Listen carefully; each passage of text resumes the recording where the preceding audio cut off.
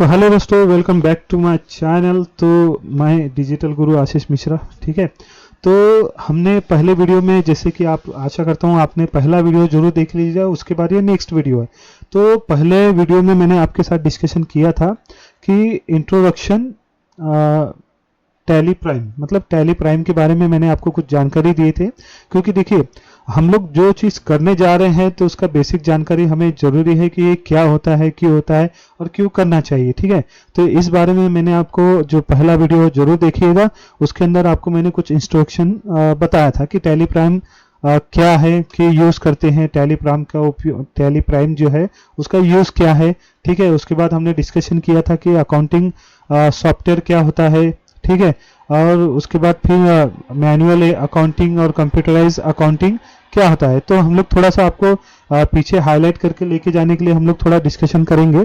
तो थोड़ा सा बैक में जाते हैं। तो हमने बात किया था कि टैली प्राइम क्या होता है, कि एक सॉफ्टवेयर होता है जिसकी मदद से हम लोग क्या कर सकते हैं कि जो भी हमारे बिजनेस में होने वाले लेन देन है उसको रिकॉर्ड रखने के लिए हम लोग टैली प्राइम का यूज करते हैं। राइट, तो उसके बाद हमने देखा था कि इसमें कितने प्रकार की मतलब, और ये देखा था कि टैली प्राइम का उद्देश्य क्या है, मतलब एक अकाउंटिंग का उद्देश्य क्या होता है, क्यों करते हैं। तो मैंने आपको जैसे पहले वीडियो में डिस्कस किया है कि अकाउंटिंग का करने का उद्देश्य यही होता है, अगर आपके बिजनेस को ग्रोथ करना है, ठीक है, तो उसके लिए हमें चाहिए रहते हैं रिकॉर्ड्स, मतलब जिसे हम लोग एक भाषा में बोलते हैं आंकड़ा चाहिए, वह आंकड़ा बोला जाता है।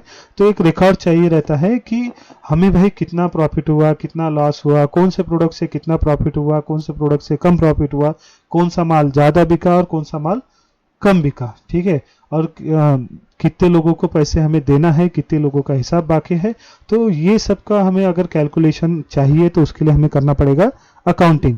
तो इसीलिए क्या होता है कि बिजनेस में अकाउंटिंग ये यूज किया जाता है। ठीक है, तो आगे बढ़ते हैं। हमने दो पॉइंट यहाँ पे जैसे कि देखे हैं कि मैनुअल अकाउंटिंग और कंप्यूटर अकाउंटिंग। तो मैनुअल अकाउंटिंग के बारे में अगर बात करूँ तो जो भी रजिस्टर में लिखा जाता है, जैसे कि बहुत सारे आप खाता बुक करके आपने देखा होगा, खाता बुक्स ऐप के बारे में नहीं, एक खाता बुक जैसे कि जो भी आप, चाहे आप जहाँ लेन देन का हिस्सा होता है, चाहे मंडी हो या कहीं हो, आपने उनके पास देखा होगा रजिस्टर रहते हैं जिसमें वो क्या सभी का कितना हिसाब है, ये सब चीज़ों को लिखा जाता है। तो उसे हम लोग कहेंगे कि वह एक मैनुअल अकाउंटिंग है, एक रजिस्टर पे लिखा हुआ है कि इतना आया, इतना गया, इतना लेना है इसे।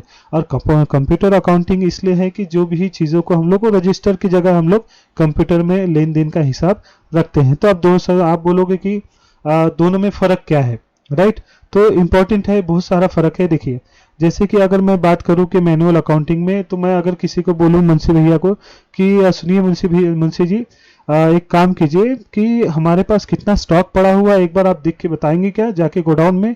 तो वो बंदा क्या करेगा कि भाई जाएगा गोडाउन में, माल चेक करेगा कि 2 पोते इसके हैं, 3 पोते इसके हैं, वो है ये सब, ऐसा छानबीन करेगा। मैनुअली जाके उसे जाना पड़ेगा, खुद जाना पड़ेगा। राइट, तो इस सब चीज़ों में क्या लगेगा, ऑब्वियसली समय लगेगा। लेकिन इस समय को बचाने के लिए अगर मैं कंप्यूटर से बात करूं तो मैं जस्ट 1-2 क्लिक में ही आपको बता दूंगा कि सुने, देखिए सेठ जी, हमारे पास इतना पैसा है, सॉरी इतना स्टॉक है, इतने स्टॉक आइटम्स है, उसमें से इतना माल बिका है, इतना बचा है, ये इतने से लाया है और इतने से ये दिया है। तो ओवरऑल हमें कंप्यूटर अकाउंटिंग जो होता है, जिसे हम लोग कंप्यूटर में किया जाता है, तो उसे क्यों यूज करते हैं कि हमारे काम को आसान करने के लिए ही क्या होता है, इसे यूज किया जाता है। राइट, तो इसलिए कंप्यूटर अकाउंटिंग से हम लोग जानते हैं कि भाई जिस तरह से धीरे धीरे हम सॉफ्टवेयर की ओर बढ़ते हैं तो हमारा काम ही इजी होता है।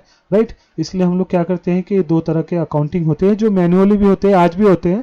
मैनुअली किस तरह से होते हैं, देखिए, कुछ हॉस्पिटल्स की बात करें या कुछ ऐसे व्यवहार की बात करें, तो क्या माल बिका क्या नहीं बिका, तो वो लोग क्या करते हैं, टेम्पररी रजिस्टर में वाउचर बनाते हैं या उस तरह से लिखते हैं, आपने देखा होगा। राइट, कि एक वाउचर बनता है कि इतना सेल हुआ, या एक बिल बनता है, बिल बुक आपने देखा होगा कि जैसे कि कितना आपको बिल दो, जैसे आप मोबाइल लेने गए तो आपको क्या करते हैं कि आपका नाम क्या है, क्या है, मॉडल नंबर XYZ वगैरह, और इतना इतना ये करके आपको दे दिया जाता है। तो उसे क्या कहेंगे हम लोग कि भाई मैनुअल रिकॉर्ड रखना कि इतना ये सेल का रजिस्टर है, ये एक्सपेंसेस का है, ये परचेस का है, ये समथिंग है। तो उस सब को हम लोग क्या बोलेंगे कि मैनुअल अकाउंटिंग बोलेंगे।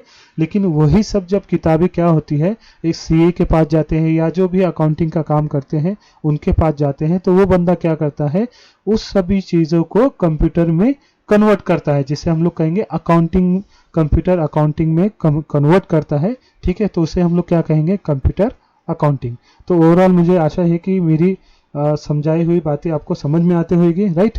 तो चलो हम लोग आगे बढ़ते हैं। जैसे कि आप देख सकते हैं यहाँ जो आपके लिए एक नोट्स मैंने रखा है, तो उसमें लिखा हुआ है कि मैनुअल एंट्री करना मतलब हाथों से एंट्री करना रजिस्टर पे, जबकि कंप्यूटर अकाउंटिंग का अर्थ होता है कि एंट्री किसमें करना, कंप्यूटर पे करना। अब मैनुअल अकाउंटिंग जहां हम घंटों या दिनों में करते थे, वही कंप्यूटर क्या करता है कि हमें बिना किसी गलती के मिनटों में कर सकते हैं। कंप्यूटर पे एंट्री या अकाउंटिंग करने के लिए हमें एक अकाउंटिंग सॉफ्टवेयर की जरूरत होती है, जिसे हम लोग क्या कहते हैं, टैली कहते हैं, ठीक है। जिसे अकाउंटिंग सॉफ्टवेयर कहते हैं, टैली ऑब्वियसली वही होता है। तो ये क्या करेंगे, इसे अकाउंटिंग सॉफ्टवेयर कहेंगे, टैली को, राइट। तो और ये भी ओवरऑल देखा है बहुत सारी जगह मैंने, जैसे कि आपको बताया कि 60 to 70 80% तक मैं अगर बात करूँ तो इस तरह टैली का ही यूज किया जाता है, ठीक है। तो आगे हम लोग बढ़ते हैं, ठीक है। तो आगे हम लोग बढ़ेंगे तो अब हम लोग का देखेंगे। देखिए आपने तो अभी सीख लिया कि भाई टैली क्या होता है, अकाउंटिंग करना क्यों जरूरी है, ये भी हमने डिस्कशन किया, ठीक है।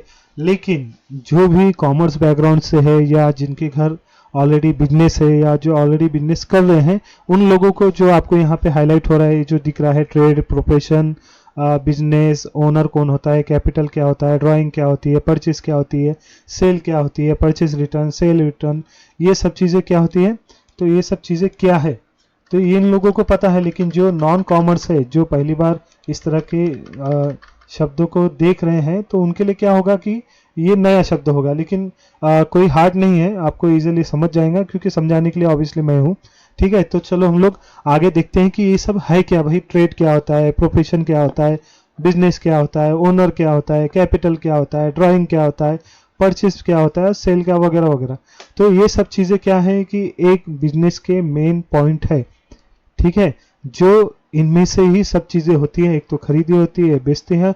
अगर आपको ये जो चीज़ें दिखाई दे रही है, ये अगर आपको समझ में आ जाता है तो समझ लीजिए कि मिनिमम आपको बिजनेस क्या होता है वो आपको समझ में आ जाएगा, ठीक है।